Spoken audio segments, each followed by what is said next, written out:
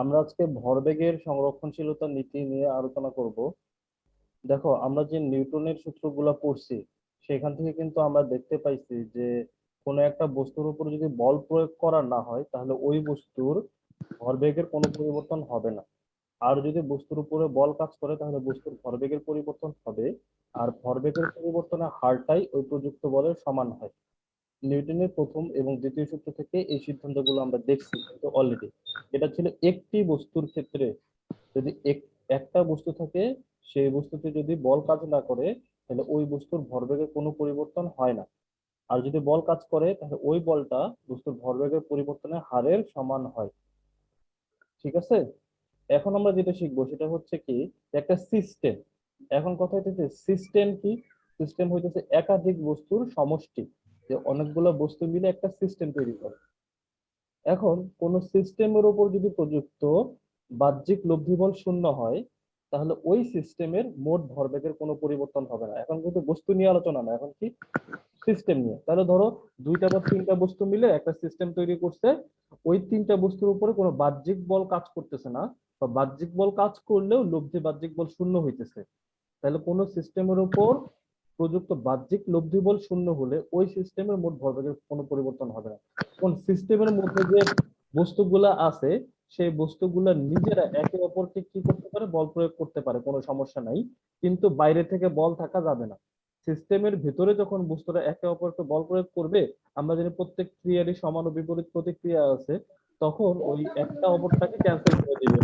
তখন ওই মোট সিস্টেমের উপর কোনো লব্ধি বল কাজ করে না।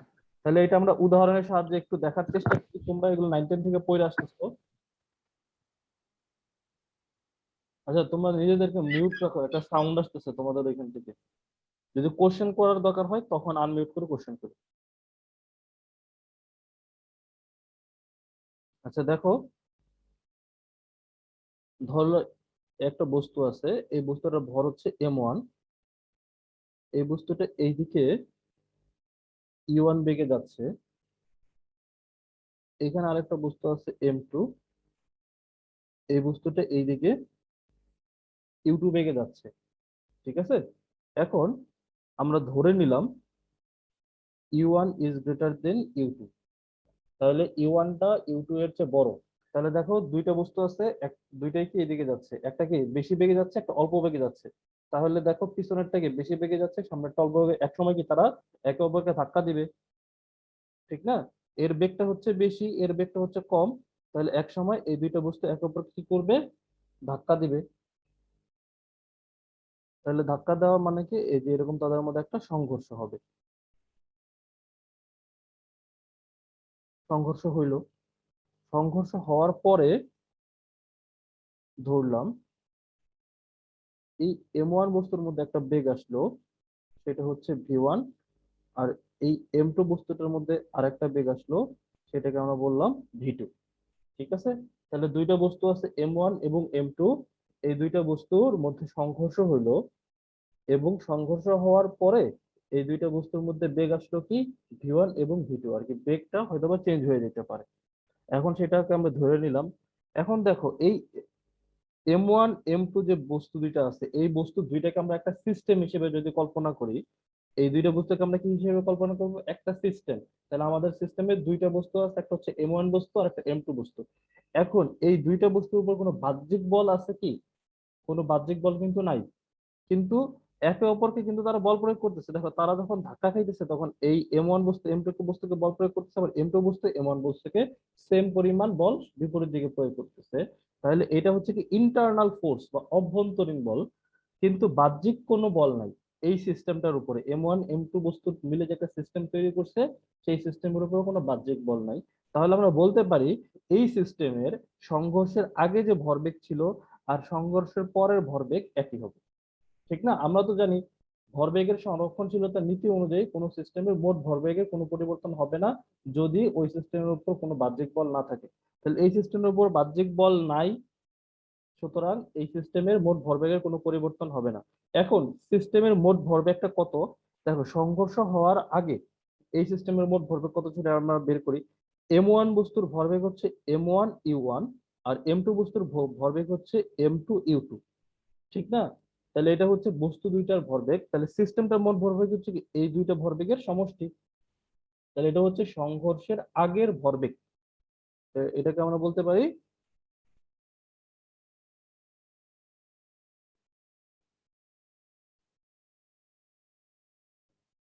সংঘর্ষের আগের ভরবেগ। এখন সংঘর্ষের পরের ভরবেগটা কত? দেখো M1 বস্তুটার ভরবেগ হচ্ছে যে M1 V1, আর M2 বস্তুটার ভরবেগ হচ্ছে M2 V2। এই দুইটা হচ্ছে প্রত্যেকটা বস্তুর ইন্ডিভিজুয়াল ভরবেগ, তাহলে সিস্টেমটার মোট ভরবেগ হচ্ছে কি এই ইন্ডিভিজুয়াল বস্তু দুইটার ভরবেগের সমষ্টি। তাহলে এই যে M1V1 প্লাস M2V2, এটাকে আমরা বলতে পারি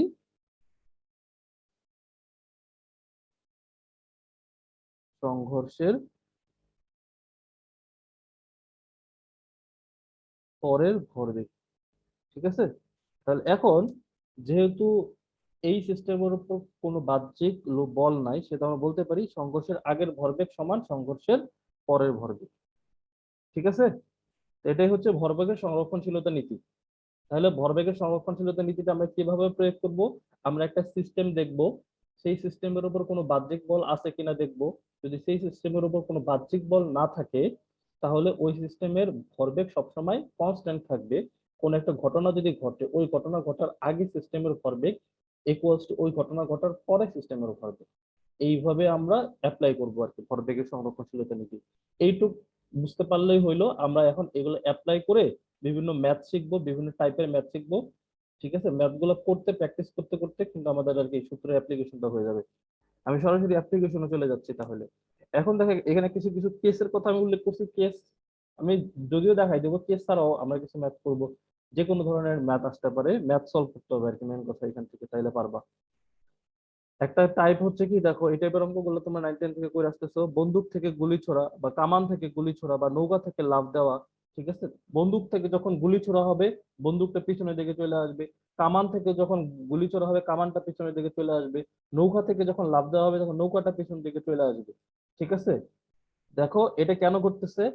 যখন বন্দুকটা এভাবে, বন্দুক থেকে গুলি ছোড়া হয় নাই, বন্দুক আর গুলি মূলে একটা সিস্টেম কল্পনা করো। তাহলে গুলিটা যখন একটা বেগে সামনের দিকে আগায় গেল, তাহলে গুলির মধ্যে একটা ভরবেগ আসছে। আচ্ছা, আবার বলতেছে বন্দুক আর গুলি মিলে স্থির ছিল প্রথমে। গুলি ছোড়ার আগে বন্দুক আর গুলি মিলে কি ছিল? স্থির ছিল। এখন এই এই অবস্থায় এই সিস্টেমটা মোট ভরবেগ হচ্ছে কত? শূন্য। যখন এটার হচ্ছে গুলিটা ছোড়া হইলো, তখন গুলিটা একটা বেগে একদিকে যাওয়া শুরু করলো। তাহলে এই সিস্টেমের মোট ভরবেগটা কত বানাইতে হবে? শূন্য বানাইতে হবে। তাহলে বন্দুকটাকে পিছনে যেতে হবে। ঠিক আছে, এই জন্য বন্দুকটা কোন দিকে যায়? পিছনে যায়। একই কারণে কামান থেকে যখন গুলি ছোড়া হয়, কামানটা পিছন দিকে যায়। আবার যখন কোন একটা নৌকার মধ্যে একজন ব্যক্তি দাঁড়ায় আছে, তখন নৌকা স্বাভাবিক অবস্থায় আছে, তাদের তখন মোট ভরবেগ কত আছে? শূন্য আছে। যখন সেই ব্যক্তিটা নৌকা থেকে লাফ দিল, তখন তার মধ্যে একটা ভরবেগ আসে। কিন্তু এই সিস্টেমটার, নৌকা আর ব্যক্তি মিলে যে সিস্টেমটা তৈরি করছিল, সেই সিস্টেমের মোট ভরবেগ শূন্য হইতে হবে। এই জন্য নৌকাটা কোন দিকে যেতে হবে? পিছন দিকে যেতে হবে। ঠিক আছে, তাহলে এই তিনটার যে কোনো টাইপের যদি আসে, তোমাদেরকে পশ্চাৎ বেগ বের করতে বলতে পারে, বা পশ্চাৎ বেগ দিয়ে ভর বের করতে বলে, বিভিন্ন আর কি, একটা কোয়ান্টিটি দিয়ে আরেকটা বের করতে বলবে। তাহলে যে কোনো একটা ধরে নিব আমরা। ধরো এখানে একটা গুলি আছে, এই গুলির ভর হচ্ছে M। এই গুলি থেকে, সরি, বন্দুক আছে, বন্দুকের ভর হচ্ছে M। এই বন্দুক থেকে একটা m বেগের, m ভরের স্মল ভি বেগে একটা গুলি বের হইলো। তাহলে এই গুলিটা বের হওয়ার ফলে এই বন্দুকের পশ্চাৎ বেগ কত হবে, সেটা যদি আমাদের কোশ্চেনে থাকে। তাহলে দেখো, গুলি বের হওয়ার আগে সিস্টেমের ভরবেগ কত ছিল? শূন্য। দেখো, গুলি বের হওয়ার আগে বন্দুকের ভর হচ্ছে M, বন্দুকের বেগ হচ্ছে 0। তাহলে বন্দুকের ভরবেগ হচ্ছে M × 0, তার মানে 0। গুলি বের হওয়ার আগে গুলির ভর M, আর গুলির বেগ হচ্ছে v। তাহলে গুলির ভরবেগ কত? M × 0। তাহলে গুলির ভরবেগও 0। তাহলে এই পুরো সিস্টেমটা, বন্দুক আর গুলি মিলে যে সিস্টেমটা তৈরি করছে, গুলিটা বের হওয়ার আগে ওই সিস্টেমটার মোট ভরবেগ হচ্ছে শূন্য। তাহলে আমরা লিখতে পারি আদি ভরবেগ, পি ইনিশিয়াল মানে কি? সিস্টেমটার আদি ভরবেগ কত? শূন্য। আর পি ফাইনাল হচ্ছে কি? সিস্টেমটার শেষ ভরবেগ। সিস্টেমটার শেষ ভরবেগ তাহলে কি হবে? ধরি, সরি, এখানে তো দেওয়াই আছে আর কি। আহ, গুলির ভর হচ্ছে M, আর গুলির ভর হচ্ছে স্মল ভি, তাহলে গুলির ভরবেগটা হচ্ছে এম ইন্টু ভি। আমরা ধরে নিলাম বন্দুক যেটা আছে, বন্দুকটার বেগ কত, ক্যাপিটাল ভি। বন্দুকটার বেগ কত, ক্যাপিটাল ভি। তাহলে এখানে আসবে ক্যাপিটাল এম, ক্যাপিটাল ভি। তাহলে এটা হচ্ছে সিস্টেমটার শেষ ভরবেগ।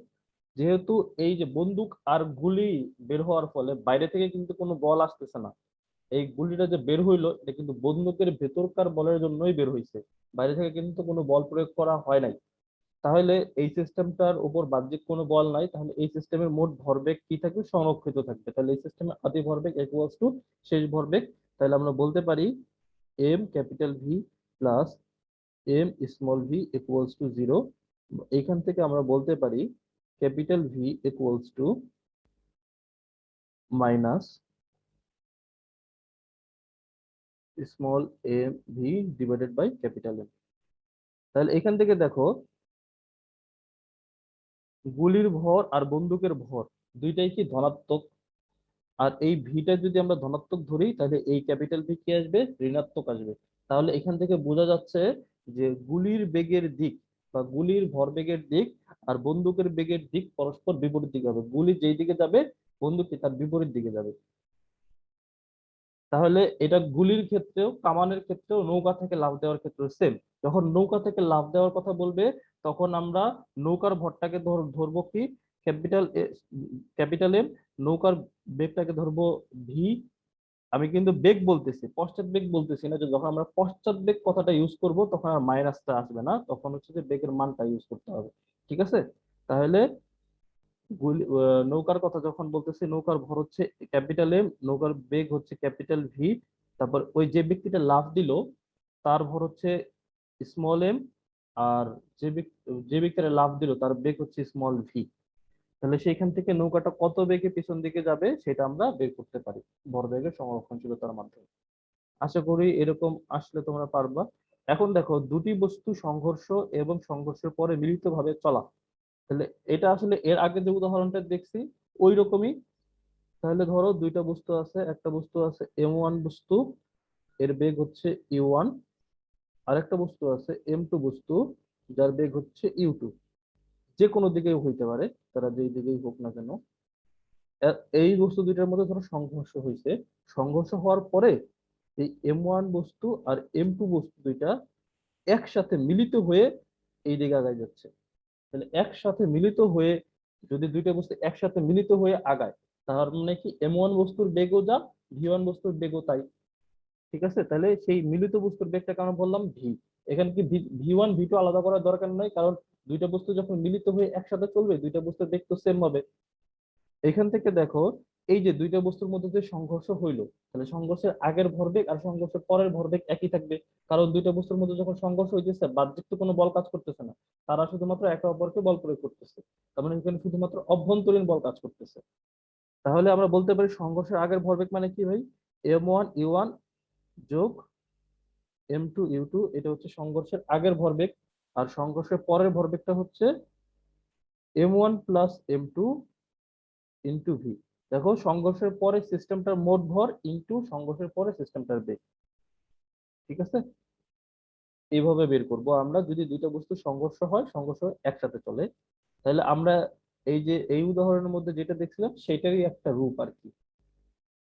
এখন আমরা সরাসরি ম্যাথ করতে চলে যাব আর কি। এখন আমরা কয়েকটা ম্যাথ করব, ম্যাথ প্র্যাকটিস করতে করতে আর কি ইনশাল্লাহ এগুলো আরো ক্লিয়ার হবে। যদি কোনো সমস্যা থাকে সাথে সাথে বলবা কিন্তু। দেখো 4 কেজি ভরের একটি পাখি একটি আম গাছে বসে আছে। পাখিটিকে 200 মিটার/সেকেন্ড বেগে 20 গ্রাম ভরের একটি বুলেট আনুভূমিক ভাবে আঘাত করলো। বুলেটটি পাখির মধ্যে রয়ে গেল। পাখিটির আনুভূমিক বেগ কত হবে নির্ণয় করো। ঠিক আছে। তাহলে ঘটনাটা কি, আমি একটু ছবি এঁকে জিনিসটাকে আগে এক্সপ্লেইন করি। তোমাদেরকে তো বারবার বলছি যে যে কোনো কোশ্চেন দেওয়া থাকলেই তোমরা প্রথম কি করবে, সেটার একটা ছবি আঁকার চেষ্টা করবা, তাহলে জিনিসটা ভালো মাথায় ঢুকে। তাহলে ধরো আমি আর কি এটা ধরো একটা আম গাছ, আম গাছের মাথায় একটা পাখি বসে আছে। এখন এই পাখির মধ্যে একটা গুলি আঘাত করছে কত বেগে, 200 মিটার পার সেকেন্ড বেগে, আর গুলির ভর হচ্ছে যে 20 গ্রাম। ঠিক আছে। এখন দেখো গুলিটা আঘাত করছে কিভাবে, আনুভূমিক ভাবে আঘাত করছে, আর পাখিটার ভর হইতেছে যে 4 কেজি। এখন এই গুলিটা পাখির মধ্যেই রয়ে গেছে। ঠিক আছে, তার মানে কি, এক পাখি, পাখির ভিতরে ধরো গুলি পাখির মধ্যেই রয়ে গেছে। তাহলে এই যে রয়ে যাওয়ার পরে এটার একটা এভাবে ভরবেগের সংরক্ষণশীলতা অনুযায়ী এই দুইটা বস্তু একটা বেগে চলতে থাকবে। অর্থাৎ এটা হচ্ছে কি মিলিত বস্তুর যে বেগ আমরা দেখলাম একটু আগে, দুইটা বস্তু আছে, দুইটা বস্তুর ভর মিলিত হয়ে একসাথে চলতেছে। এটা হচ্ছে তার একটা উদাহরণ আর কি, মিলিত বস্তুর যে বেগ বের করা সেটার উদাহরণ। তাহলে দেখো পাখির ভিতরে গুলিটা রয়ে গেছে। এখন বলতেছে যে এই যে পাখির এখন বেগ কত হবে। আগে তো পাখিটা স্থির অবস্থায় ছিল। এই আনুভূমিক বেগ দেখে এখানে ভয় পাওয়ার কিছু নাই। যদিও এখানে বলছে কি আনুভূমিক বেগ, তার মানে কি আসলে আমাদেরকে আনুভূমিক বেগই বের করতে হবে। এখন যদি বলতো বেগ কত, এখন দেখো পাখিটা তো গাছের উপরে আছে, গাছের উপরে থাকলে তাহলে এই যে আনুভূমিক বেগ থাকলো, কিন্তু একটা সময় তো কি আস্তে আস্তে আস্তে আস্তে কি এভাবে যাওয়া শুরু করবে না, অভিকর্ষ ত্বরণের কারণে। কিন্তু আমাদেরকে সেইটা বের করতে বলে না, আমাদের জাস্ট শুধু এই যে যে এই ভিটা কত হবে, যে গুলি লাগার পরে পাখিটার এই আনুভূমিক বরাবর বেগটা কত হবে সেটা বের করলেই হবে। ঠিক আছে, তারপরে নর্মাল ভাবে m1 v1 m1 u1 যোগ m2 u2 equals to m1 plus m2 into V, এই সূত্র দ্বারা করলেই হয়ে যাবে। তাহলে দেখো আমি করতেছি। তাহলে ধর গ- পাখির ভরটাকে আমরা ধরতেছি m1, এটা দেওয়া আছে 4 কেজি। পাখির আদিবেগ বা ইউ1 এটা আছে কত, 0। আর গুলির ভরটাকে আমরা ধরতেছি m2, এটা হইতেছে কত, 20 গ্রাম। তাহলে 20 গ্রাম মানে কি 0.02 কেজি। আর ইউ1 এটা দেওয়া আছে কত, 200 মিটার পার সেকেন্ড। তাহলে এখানে ঘটনাটা কি, এখানে ঘটনাটা হইতেছে গুলিটা পাখিটাকে আঘাত করা, এটা হচ্ছে ঘটনা। এই ঘটনার আগে, আচ্ছা এখানে বলি দেখো গুলিটা পাখিটাকে আঘাত করলো, এখন এখানে কি কোনো বাহ্যিক বল কাজ করতেছে, কোনো বাহ্যিক বল কিন্তু কাজ করতেছে না। তাহলে বাহ্যিক বল যদি কাজ না করে তাহলে সিস্টেমের মোট ভরবেগে কোনো পরিবর্তন হবে না। তাহলে গুলিটা পাখির মধ্যে লাগার আগে পাখি এবং গুলি সিস্টেমের মোট ভরবেগ ইকুয়ালস টু গুলিটা পাখিতে লাগার পরে পাখি এবং গুলি সিস্টেমের মোট ভরবেগ সেম থাকবে। তাহলে গুলিটা লাগার আগে এই পাখি এবং গুলি মিলে যে সিস্টেমটা তৈরি করছিল তার মোট ভরবেগ আমরা বের করি, সেটা হবে m1 u1 যোগ m2 u2। আর লাগার পরে এই পাখি আর গুলি একসাথে যে বেগ সেটাকে আমরা ধরলাম হচ্ছে ভি, সেই ভিটাই আমাদের বের করতে হবে। তাহলে সেটাকে আমরা শেষ ভরবেগ কত হবে সিস্টেমটার, m1 plus m2 into V. ঠিক আছে। এখন দেখো এই ইউ1 কত, 0। তাহলে আমি একবারে লিখি V equals to m2 u2 divided by m1 plus m2। তাহলে m2 কত আছে, 0.02 ইন্টু 200 ডিভাইডেড বাই 4 প্লাস 0.02। তাহলে এখান থেকে আমাদের পাখিটার আনুভূমিক বেগ বের হয়ে যাবে 0.02 into 200 divided by 4 plus 0.02।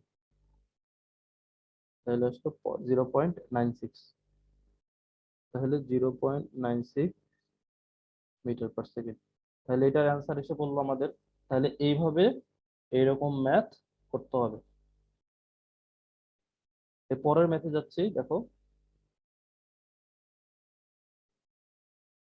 6 KG ভরের একটি বন্দুক হতে 0.1 কেজি ভরের একটি গুলি 300 মিটার পার সেকেন্ড বেগে বের হয়ে গেল।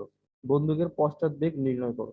তাহলে এটা আমি আর তোমাদেরকে যেহেতু অলরেডি বন্দুকের কিভাবে এই সূত্র আসলো সেটা আমি অলরেডি আলোচনা করছি, আমি সরাসরি সূত্রটা লিখলাম। তাহলে V equals to minus M small V divided by capital M. এখন এই স্মল এম মানে কি, গুলির ভর, গুলির ভর দেওয়া আছে কত, 0.01 কেজি। তারপরে ভি মালিক কি, গুলির বেগ, সেটা দেওয়া আছে কত, 300 মিটার পার সেকেন্ড। আর ক্যাপিটাল এম মানে হচ্ছে গুলির ভর, গুলির ভর দেওয়া আছে 6 কেজি। তাহলে এখানে আমরা বের করি minus 0.01 into 300 divided by 6। Point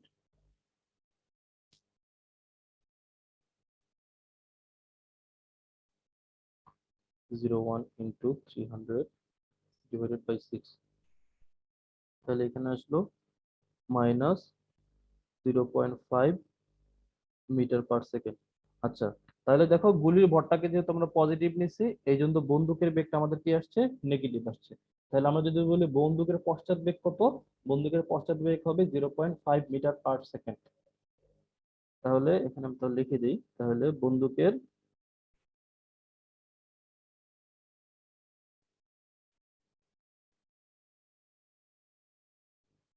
পশ্চাৎ বেগ equals to 0.5 metre per second.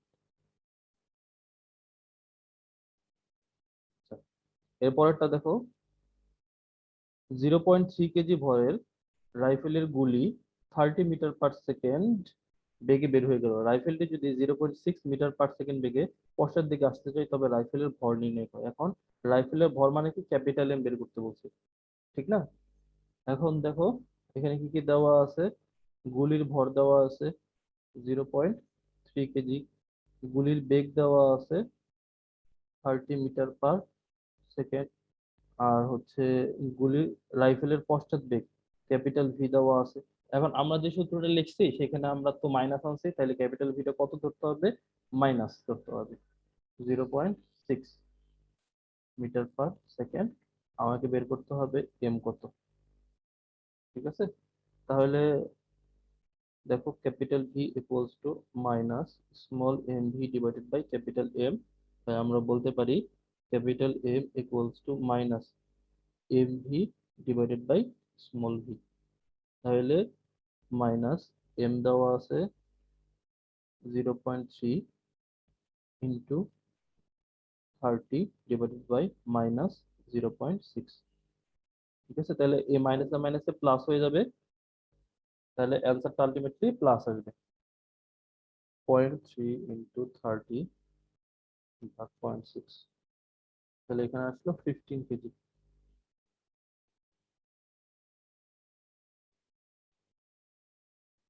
ঠিক আছে, তাহলে এইভাবে আমরা ম্যাথ গুলো করবো। আরেকটা উদাহরণ দেখো, 5 কেজি বন্দুকের নল থেকে 8 গ্রাম ভরের একটি গুলি নির্গত হলো। বন্দুকের প্রতিক্ষেপ বেগ পশ্চাৎ বেগ একই কথা, প্রতিক্ষেপ বেগ মানে কি, পশ্চাৎ বেগ। বন্দুকের প্রতিক্ষেপ বেগ 64 মিটার পার সেকেন্ড হয়। গুলির প্রাথমিক বেগ কত? গুলি লক্ষ্যবস্তুর মধ্যে 50 সেন্টিমিটার প্রবেশ করে স্থির অবস্থায় আসে, গুলির উপর প্রযুক্ত বাধা নির্ণয় করো। তাহলে এই ধরনের ম্যাথ যে একটা গুলি একটা কাঠের মধ্যে ঢুকতেছে, কত সেন্টিমিটার যাবে, বা এত সেন্টিমিটার গিয়ে স্থির অবস্থায় আসলো, তাহলে কতটুকু বাধা আসলো, এই ম্যাথ গুলা কিন্তু আমরা অলরেডি করছি, দ্বিতীয় সূত্রের প্রয়োগের মধ্যে অলরেডি আলোচনা করছি, তোমাদের মনে থাকার কথা। তাও এখানে আবার করাবো, তাহলে এটা আমরা করি। দেখো আমাদেরকে গুলির প্রাথমিক বেগ বের করতে হবে। আমি তাহলে প্রথমে সূত্রটা লিখি, এখন কোনটা কি সেটা আর লিখলাম না আমি পাশে। তোমরা তো অলরেডি এতক্ষণ যে আলোচনা করা হয়েছে অলরেডি এটা তো বুঝতে পারছো যে কোনটা কি।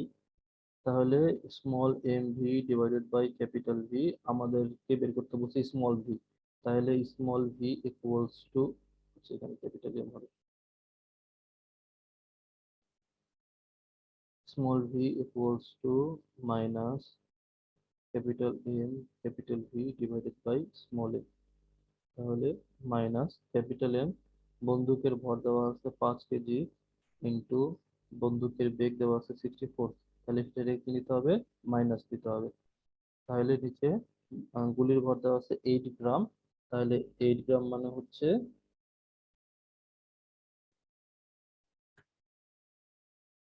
0.008 কেজি। ঠিক আছে না?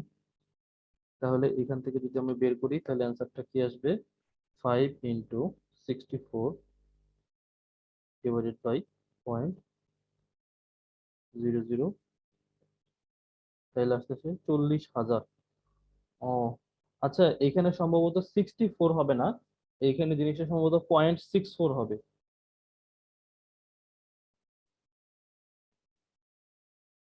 ঠিক আছে, এইখানে সম্ভবত 64 হবে না, এখানে 0.64 হবে। তাহলে অ্যান্সারটা কিন্তু 4। আচ্ছা 4000 আসে না, তাহলে 6.4, তাহলে 6.4 যদি হয় তাহলে অ্যান্সার আসবে 4000, 64 হয় তাহলে আসবে 40,000 মিটার পার সেকেন্ড, এত বেশি আসলে হবে না। তাহলে 6.4 আমি এখানে তাহলে লিখে দিচ্ছি, এটা তাহলে 6.4, তাহলে আমরা এখানে লিখলাম কত 6.4, তাহলে এখানে আমাদের বেগ আসবে 4000 মিটার পার সেকেন্ড। তাহলে দেখো গুলির এখন বেগ বের হয়ে গেল, ঠিক আছে, গুলির এখন বেগ বের হয়ে গেল। এই গুলিটা কি হচ্ছে, একটা এই বেগ একটা লক্ষ্যবস্তুকে আঘাত করছে, আঘাত করে 50 সেন্টিমিটার যাওয়ার পরে সেটা থেমে গেছে, ঠিক আছে। এখন বলছে যে প্রযুক্ত বাধা নির্ণয় করো। তাহলে আমরা গুলির ত্বরণ আগে বের করব। তো গুলির ত্বরণের সাথে যখন গুলির ভরটা মাল্টিপ্লাই করব বা গুণ করব, তখন আমার গুলির উপর প্রযুক্ত বল বের হয়ে যাবে। তাহলে সেটা দেখি আমরা। তাহলে ধরো এরকম একটা বস্তু আছে, গুলিটা এই বস্তুর উপরে ঢুকছে, ঢোকার সময় এর বেগ অর্থাৎ গুলির আদি বেগ সেটা কত হবে দেখো, 4000 মিটার পার সেকেন্ড। এখন এটার ভিতরে সে 50 সেন্টিমিটার যাওয়ার পরে সে থেমে গেছে। তো এটার ভিতরে ধরো 50 সেন্টিমিটার গিয়ে থেমে গেছে, তার মানে এর শেষ বেগ কত হয়েছে, 0 হয়েছে। এটা হচ্ছে কত, 50 সেন্টিমিটার। তাহলে 50 সেন্টিমিটারকে মিটারে কনভার্ট করে ফেলি আমরা, মিটারে কনভার্ট করলে কত আসবে, 0.5 মিটার। তাহলে আমরা বলতে পারি দেখো, এই যে এই ক্ষেত্রে, অর্থাৎ এই যে এই ক্ষেত্রে ইউ ইকুয়ালস টু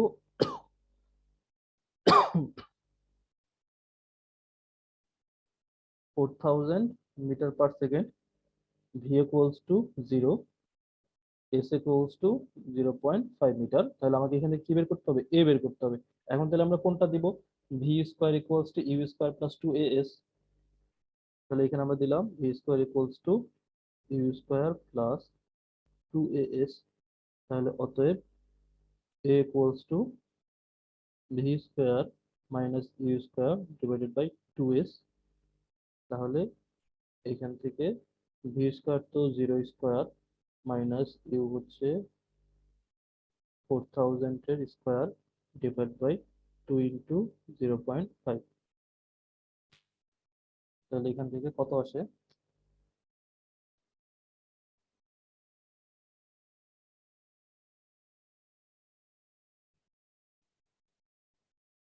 তাহলে এখান থেকে আসে 1.6 ইন্টু 10⁻⁷।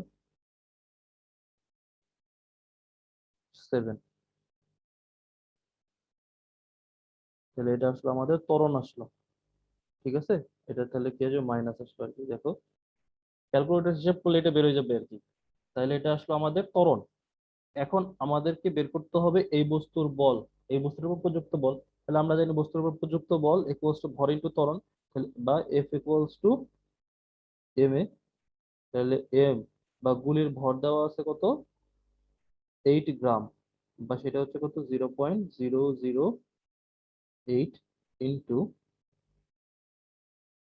1.6 into 10⁻⁷ Newton.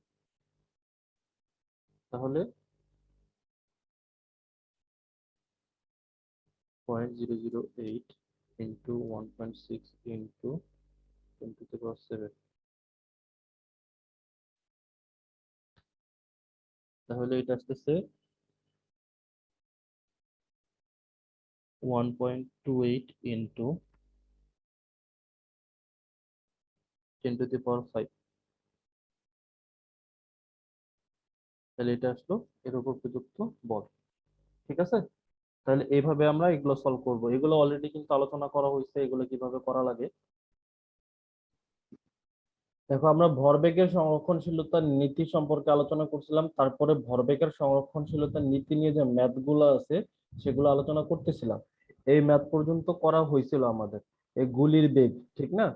তারপরের থেকে আমরা এখন শুরু করব। তাহলে দেখো এই ম্যাথটা দেখো, 40 কেজি ও 60 কেজি ভরের দুটি বস্তু যথাক্রমে 10 মিটার পার সেকেন্ড ও 5 মিটার পার সেকেন্ড বেগে পরস্পর বিপরীত দিক থেকে আসার সময় একে অপরকে ধাক্কা দিল। ধাক্কার পর বস্তুদের একত্রে যুক্ত হয়ে কত বেগে চলবে, ঠিক আছে। তাহলে প্রথমে একটা চিত্র আঁকি আমি।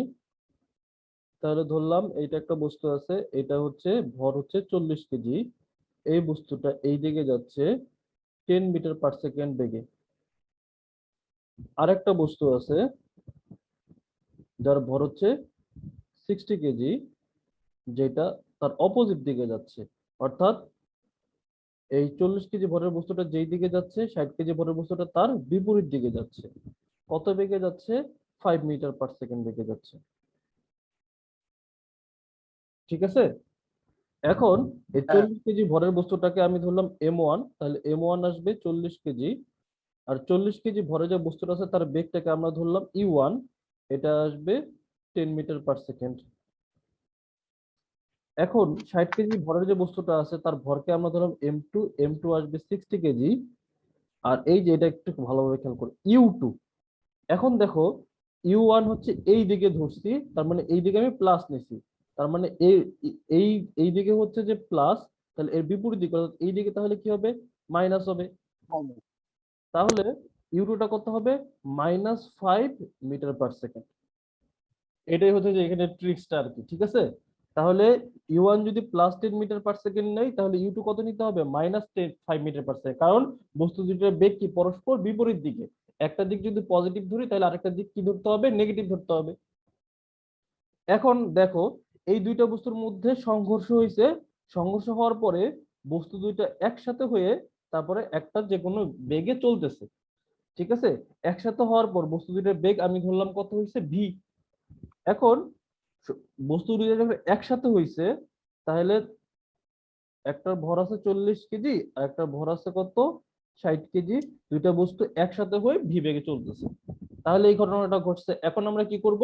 যে সংঘর্ষের আগের ভরবেগ সমান সমান সংঘর্ষের পরের ভরবেগ, কারণ এখানে কি বাহ্যিক কোনো বল প্রয়োগ করা হয় নাই। ভরবেগের সংরক্ষণশীলতা নীতি থেকে আমরা জানি কোনো সিস্টেমের উপর যদি কোনো বাহ্যিক বল প্রযুক্ত না হয় তাহলে ওই সিস্টেমের মোট ভরবেগের কোনো পরিবর্তন হবে না। এখন কি এই দুইটা বস্তু মিলে কি আমরা একটা সিস্টেম তৈরি করছে, যেই সিস্টেমের উপর বাইরে থেকে কোনো বল আসতেছে না, শুধুমাত্র বস্তু দুইটা একে অপরকে বল প্রয়োগ করতেছে। তাহলে এগুলো হচ্ছে কি অভ্যন্তরীণ বল, বাহ্যিক বল না।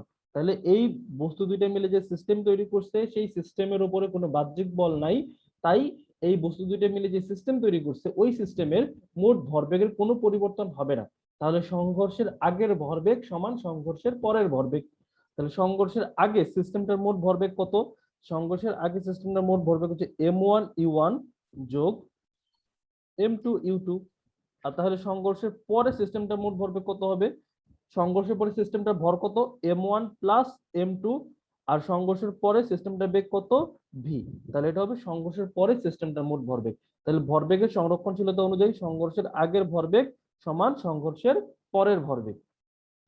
এখন just M1 M2 U1 U2 এগুলোর মান বসাই দিলে আমার ভি এর মান বের হয়ে যাবে। তাহলে মানগুলো আমি এখন বসাই দিই।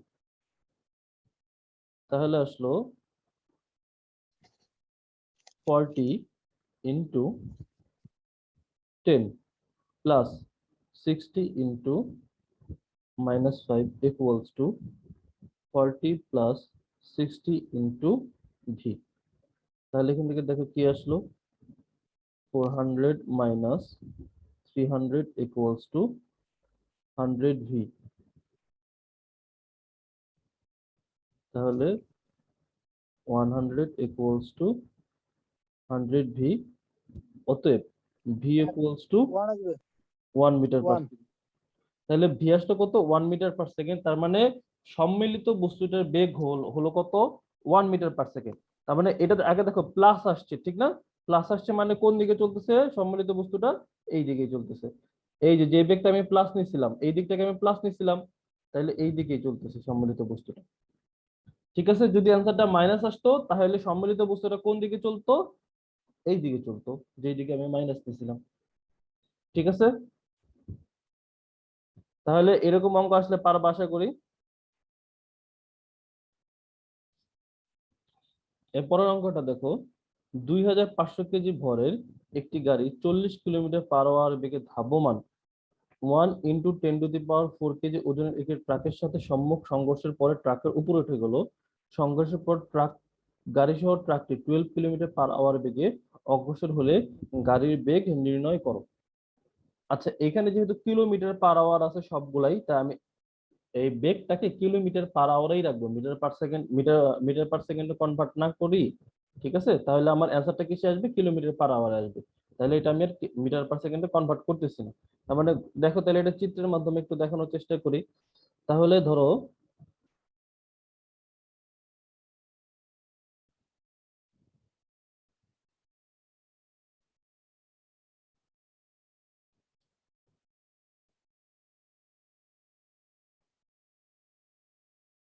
এইখানে একটা গাড়ি আছে, সেই গাড়িটার ভর হচ্ছে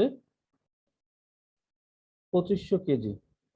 ঠিক আছে, আর এইখানে আরেকটা ট্রাক আছে, সেই ট্রাকটার ভর হচ্ছে কত, 10⁴ কেজি। ঠিক আছে, আর এই ট্রাকটার বেগ দেওয়া আছে কত, 40 কিলোমিটার পার আওয়ার। ঠিক আছে, ট্রাকটার বেগ দেওয়া আছে কত, 40 কিলোমিটার পার আওয়ার। এখন এই দুইটার মধ্যে সংঘর্ষ হয়েছে, সংঘর্ষের পরে এই গাড়ি আর ট্রাক দুটো একসাথে হয়ে 12 কিলোমিটার পার আওয়ার বেগে চলতেছে। ঠিক আছে, এখন আমাকে বলছে যে এই যে যে গাড়িটা ছিল, এই গাড়িটার বেগ কত ছিল। বুঝতে পারছো জিনিসটা? তার মানে একটা গাড়ি ছিল আর একটা ট্রাক ছিল, ট্রাকের বেগ হচ্ছে 40 কিলোমিটার পার আওয়ার, গাড়ির বেগটা দেওয়া নাই। এখন এই দুইটার মধ্যে একটা সংঘর্ষ হয়েছে, সংঘর্ষ হওয়ার পরে, আচ্ছা একটা জিনিস এখানে দেখো, এখানে দেওয়া আছে কি সম্মুখ সংঘর্ষ, তার মানে মুখোমুখি সংঘর্ষ হয়েছে, ঠিক না? তাহলে চিত্রটা কিভাবে হবে, উম তাহলে সম্মুখ সংঘর্ষ হলে তাহলে এইভাবে ধরি।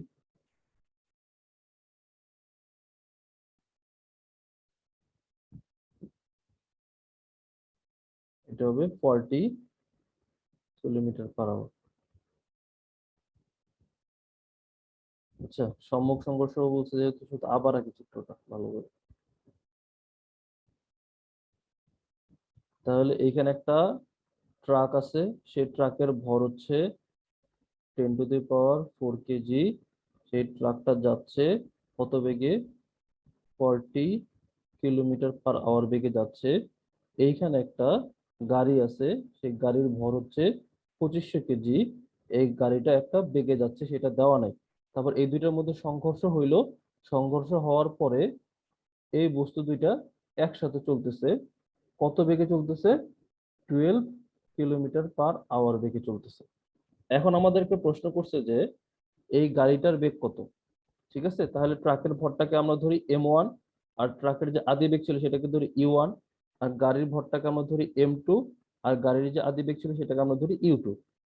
ঠিক আছে, আর সম্মিলিত বস্তুটার ভর কত হবে, M1 প্লাস M2, আর সম্মিলিত বস্তুর বেগটাকে আমরা ধরলাম কত, V।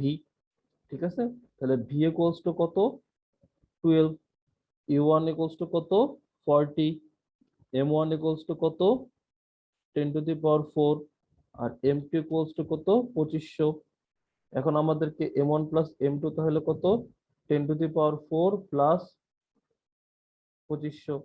এখন আমাদেরকে বের করতে হবে কি, এই U2 টা বের করতে হবে।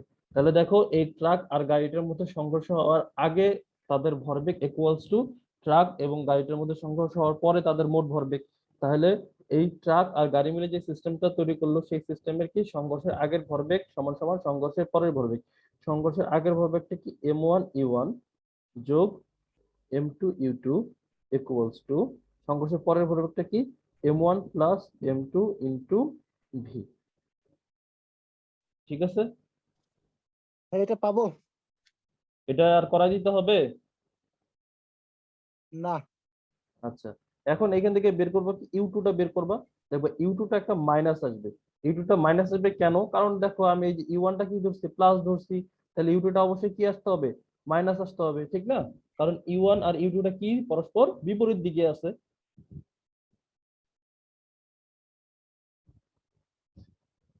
এখন আসো আরেকটা নতুন একটা কনসেপ্ট, আসলে ভরবেগের সংরক্ষণশীলতার এই কনসেপ্ট হচ্ছে বোমা বিস্ফোরণ। ঠিক আছে, ধরো M ভরের একটা বোমা আছে। ঠিক আছে, M ভরের একটা বোমা আছে, এই বোমাটা বিস্ফোরিত হইলো। এখন বোমা বিস্ফোরণের ফলে এই অনেকগুলো টুকরাতে বিভক্ত হয়ে যাবে, বিভক্ত হয়ে বিভিন্ন টুকরা বিভিন্ন দিকে গতিশীল হবে। এখন দেখো এই বোমা বিস্ফোরণের ফলে কি বাইরে থেকে কোনো বল আসতেছে? বাইরে থেকে কিন্তু কোনো বল আসতেছে না। বোমাটা যে বিস্ফোরিত হইতেছে ওটা কি বোমার অভ্যন্তরীণ বলের কারণেই কিন্তু হইতেছে। বোমার ভিতরে যে কেমিক্যাল এনার্জিটা ছিল সেটার কারণে কিন্তু বোমাটা বাস্ট হইতেছে বা বোমা বিস্ফোরণ হইতেছে। তাহলে এই বোমা বিস্ফোরণে বোমার উপরে বাহ্যিক কোনো বল নাই, তাহলে এখানে শুধুমাত্র কি আছে? অভ্যন্তরীণ বল আছে। তাহলে এই বোমা যে সিস্টেমটা আছে এর এই যে বোমা যে বিস্ফোরিত হওয়ার আগে এর মোট ভরবেগ সমান সমান কি হবে? এই বোমাটা বিস্ফোরিত হওয়ার পরের মোট ভরবেগ। ঠিক আছে, অর্থাৎ ভরবেগের সংরক্ষণশীলতা নীতি এখানেও খাটানো যাবে, কারণ এখানে বোমার উপরে কোনো বাহ্যিক বল নাই, এখানে শুধুমাত্র কি আছে? এখানে শুধুমাত্র অভ্যন্তরীণ বল বা কেমিক্যাল ফোর্স আছে। ঠিক আছে, তাহলে এখন ধরো এই যে একটা বোমা ছিল, এই বোমাটা বিস্ফোরিত হয়ে দুইটা টুকরাতে বিভক্ত হয়ে গেল। ঠিক আছে, একটা টুকরার ভর হচ্ছে m1 আর একটা টুকরার ভর হচ্ছে কত? m2। এই টুকরাটা এইদিকে u1 বেগে গতিশীল হলো, এই টুকরাটা এইদিকে u2 বেগে গতিশীল হলো। ঠিক আছে, তাহলে এই বোমাটা বিস্ফোরণের আগে তার ভরবেগ কত ছিল? m ইন্টু বেগ হচ্ছে 0, তাহলে মোট ভরবেগ কত ছিল? 0। আর বিস্ফোরিত হওয়ার পরের ভরবেগটা কত? m1 u1 যোগ m2 u2। তাহলে u2 টা কি নিতে হবে? নেগেটিভ নিতে হবে কিন্তু। ঠিক আছে, যে কোনো একটা নেগেটিভ নিতে হবে। u1 যদি পজিটিভ নিই, u2 নেগেটিভ নিব, তাহলে এইটা কত হবে? 0 হবে। তাহলে এইভাবে যদি দুই টুকরা হয় তাহলে এইভাবে মোট ভরবেগ কত হবে? 0 হবে। আবার যদি চার টুকরা হইতো, চারটা ভিন্ন ভিন্ন হইতো, তাহলে সেটা আলাদা আলাদা ভাবে যোগ করতে হইতো। ঠিক আছে, তাহলে এইভাবে যদি বোমা বিস্ফোরণে যদি কোনো ম্যাথ থাকে তাহলে আমরা কি করব? যে ওই বোমাটার বিস্ফোরণ হওয়ার আগে বোমার মোট ভরবেগ কত ছিল? 0 ছিল। তাহলে বিস্ফোরণ হওয়ার পরে তার মোট ভরবেগ কত হবে? অবশ্যই 0 হইতে হবে। ঠিক আছে,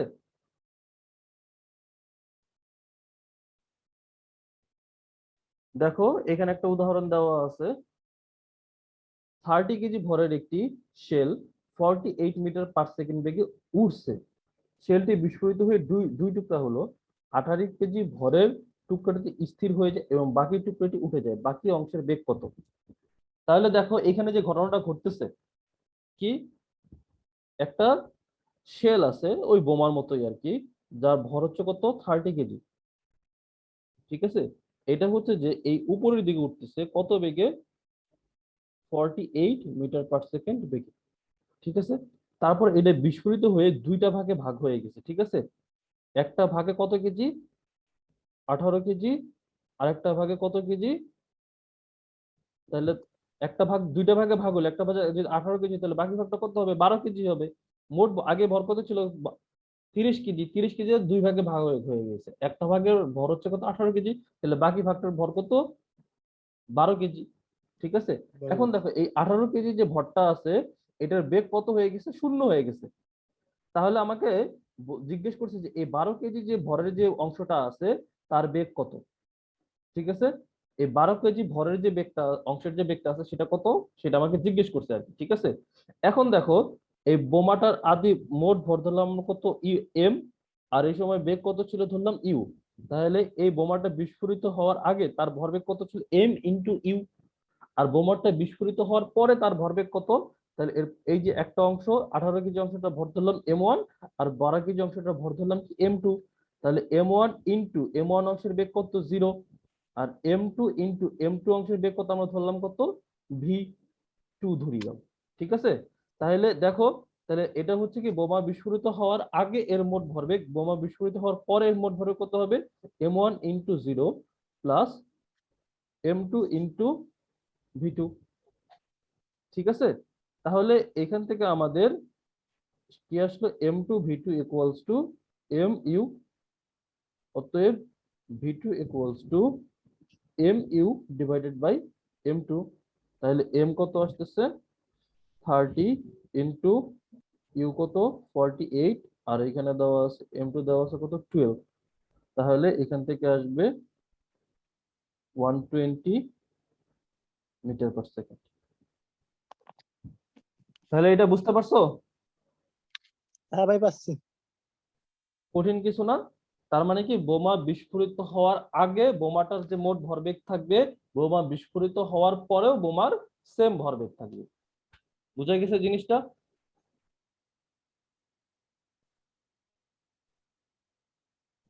আচ্ছা, এখন দেখো, আচ্ছা এইখানে যে সমস্যাগুলো আছে সেগুলো বই থেকে নেওয়া, তাহলে বইয়ের গুলো আগে শেষ করি, তারপরে যদি আমার সময় থাকে তাহলে আমি তোমাদেরকে এক্সট্রা দু একটা একটু কঠিন সমস্যা আর কি, ভরবেগ থেকে একটু কঠিন কঠিন যদি সমস্যা সেগুলো দেখানোর চেষ্টা করব। ঠিক আছে, তাহলে এগুলো দেখো যে এখানে একটা M1 ভরার একটা বস্তু দেওয়া আছে যার বেগ হচ্ছে 15 মিটার পার সেকেন্ড, আর একটা M2 ভরার একটা বস্তু দেওয়া আছে যার বেগ হচ্ছে 5 মিটার পার সেকেন্ড। এখন এই বস্তুটা সংঘর্ষের পরে মিলিত হয়ে চলতেছে, ঠিক আছে। প্রশ্ন করছে যে ক নম্বরে এদের মিলিত বেগ কত হবে। সংঘর্ষের পরে তার কিভাবে চলতেছে, মিলিত হয়ে চলতেছে। এখন দেখো সংঘর্ষের পরে যদি যেহেতু তারা মিলিত হয়ে চলতেছে, তার আমরা বলতে পারি কি V1 = V2, সেটাকে আমরা ধরে নিলাম কত ভি। তাহলে V1 V2 আলাদা আলাদা ভাবে ধরার দরকার নেই, তখন দুইটা বস্তু একসাথে হয়ে একসাথে চলতে থাকবে, তখন M1 বস্তুর বেগও যা M2 বস্তুর বেগও তো তাই, কারণ দুইটা বস্তুতে একসাথেই চলতেছে। তাহলে আলাদা আলাদা ধরার কোনো দরকার নাই, সেটাকে আমরা ধরে নিলাম কত ভি। তাহলে এর আগে যেমন অঙ্কগুলো করলাম সেম ওই রকম। তাহলে কিভাবে আসবে এটা, ভাই ভাই এখানে V1 V2 কই এই কিসের যে জন্য এখানে এদের? চিত্রে দেওয়া আছে দেখো, V1 V2 দেওয়া আছে, ও ঠিক আছে। তাহলে দেখো M1 U1 যোগ M2 U2, এটা হচ্ছে সংঘর্ষের আগের ভরবেগ, আর সংঘর্ষের পরের ভরবেগ কত হবে M1 plus M2 into V. ঠিক আছে, তাহলে এইভাবে আমি সংঘর্ষের পরে মোট ভরবেগটা থেকে আমি কি বের করতে পারবো, মিলিত বেগ, এই যে ভিটা বের করে ফেলতে পারবো।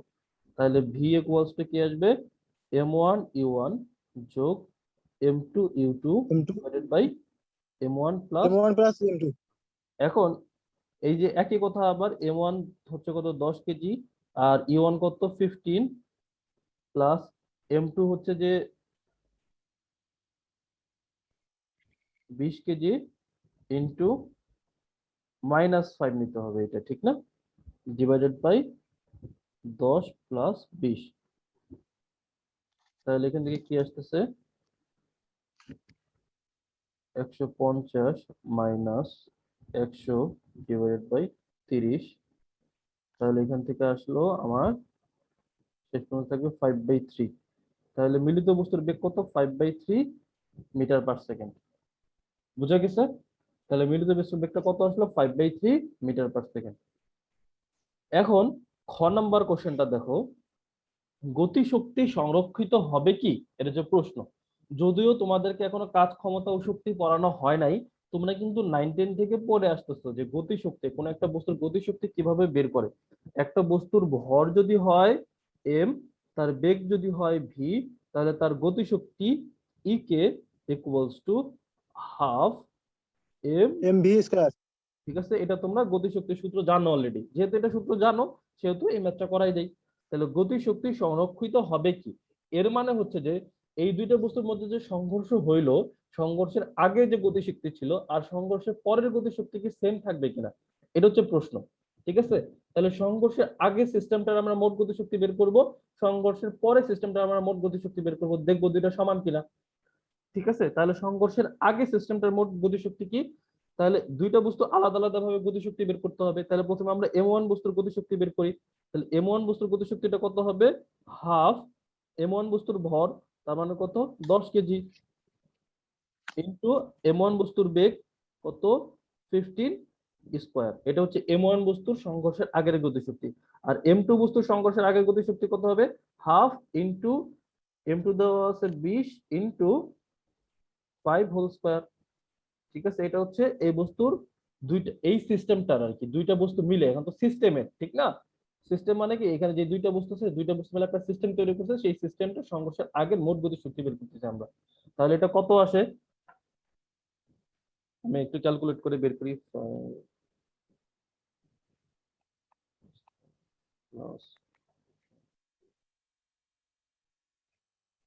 তাহলে এখানে আসে 750 জুল আসবে।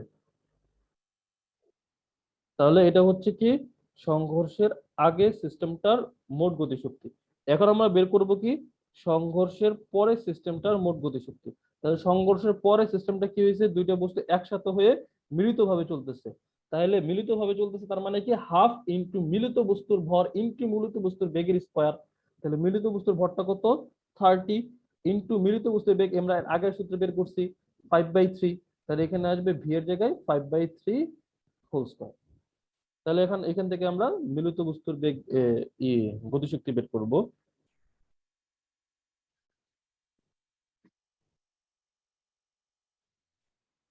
এখানে আসলো 41.67।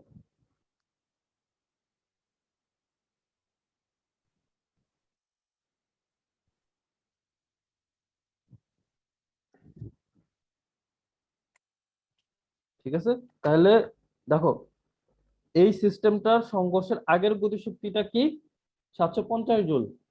কত আর কি, এই সিস্টেমটার সংঘর্ষের আগে গতিশক্তি কত 750 জুল।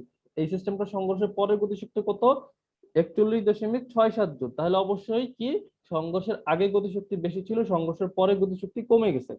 ঠিক আছে, এখন আজকে যদি ভরবেগের সংরক্ষণশীলতা নীতি শেষ হয় তারপরের টপিকসে আলোচনা হবে সংঘর্ষ নিয়ে। তাহলে সংঘর্ষ আলোচনার আগেই কিন্তু আমরা সংঘর্ষের একটা ম্যাথ করে ফেললাম। ঠিক আছে, তাহলে দেখো এই যে যে সংঘর্ষটা, যেই সংঘর্ষে গতিশক্তি সংরক্ষিত থাকে না, যে সংঘর্ষের আগের গতিশক্তির চেয়ে সংঘর্ষের পরে গতিশক্তিটা কমে যায়, সেই সংঘর্ষকে আমরা বলি অস্থিতিস্থাপক সংঘর্ষ। ঠিক আছে, তাহলে তোমাকে যদি প্রশ্ন করা হইতো যে এটা কি ধরনের সংঘর্ষ, তাহলে বলতে পারতা কি যেহেতু সংঘর্ষের আগের গতিশক্তিটা বেশি, সংঘর্ষের পরের গতিশক্তিটা কম, সেহেতু এটি একটি অস্থিতিস্থাপক সংঘর্ষ। ঠিক আছে, ভাই আরেকবার বলেন, আরেকবার কি বললেন? আরেকবার দেখো, আমি বলতেছি কি সংঘর্ষ যদিও এখনো পড়াই নাই, আমরা আজকে এই টপিকটা শেষ করার পরেই সংঘর্ষ শুরু করব আর কি। ঠিক আছে, তখন এই কথাটা আবার বলবো। এখানে যেহেতু এটা আলোচনা করছি সেহেতু একবার বলতেছি। দেখো এখানে যদি আমাকে প্রশ্ন করতো এটা কোন ধরনের সংঘর্ষ, এখন সংঘর্ষের মূলত তিন প্রকারের আছে।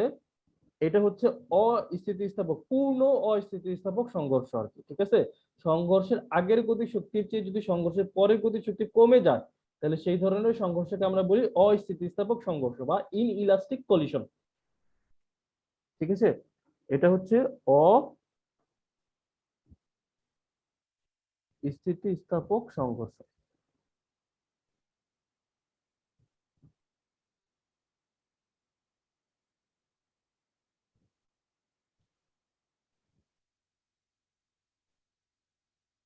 ঠিক আছে,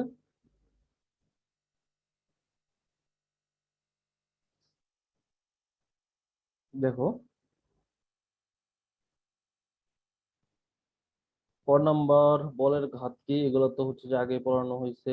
একটি দেয়াল একটি বল ধাক্কাকে পিছনে ফিরে আসে কেন, এটা তো ওই যে আগে বলা হয়েছে। একটা বল ধর একটা দেয়ালে যে একটা বল আঘাত খায় তাহলে সে কেন পিছনে ফিরে আসবে, কারণ বলটা দেয়াল থেকে যেই বল আঘাত করছে দেয়ালটাও বলটাকে সমান বলে আঘাত করে, তার ফলে বলের ভরবেগের পরিবর্তন হয়, এই জন্য বলটা ফিরে আসে। তারপর ভাই উদ্দীপক বলের ঘাটটা একটু বলেন। বলের ঘাত তো আলোচনা করা হয়েছে অনেক আগেই, ক্লাস ওইটা করো নাই? ওটা কোশ্চেনে আচ্ছা, নাই করে অতটা মনে নেই। ইসে একটা ভিডিও দেওয়া আছে তো, গ্রুপে একটা ভিডিও দেওয়া আছে বলের ঘাত। ঠিক আছে, বলের ঘাত হচ্ছে যে বল এবং সময়ের যে গুণফল, ওই বলটা যতক্ষণ যাবত কাজ করে ওই সময়ের গুণফলকে বলে বলের ঘাত। এটাকে আমরা যে দ্বারা প্রকাশ করি। একটা বল যে সময় যাবত ক্রিয়া করে ওই বল এবং ওই সময়ের গুণফলকে কি বলে, বলের ঘাত। আচ্ছা, এখন আসল প্রশ্ন হচ্ছে গ নাম্বার আর ঘ নাম্বার। তাহলে প্রথমে আমরা গ নাম্বারটা দেখি। উদ্দীপকে বর্ণিত সংঘর্ষের পর বস্তু দুটি মিলিত বেগ নির্ণয় করে। এখানে কিন্তু সেম কোশ্চেন আগেরটার মতোই না, তাহলে এটা আর আমি করাইলাম না। তাহলে m1 u1 যোগ m2 u2। ভাই আমরা ইউ2 কি নেগেটিভ ধরবো? হ্যাঁ, ইউ2টা নেগেটিভ ধরবা। ইউ1 যদি পজিটিভ ধরো তাহলে ইউ2 নেগেটিভ ধরবা, কারণ ইউ1 হচ্ছে এই দিকে আর ইউ2 হচ্ছে তার বিপরীত দিকে। ঠিক আছে,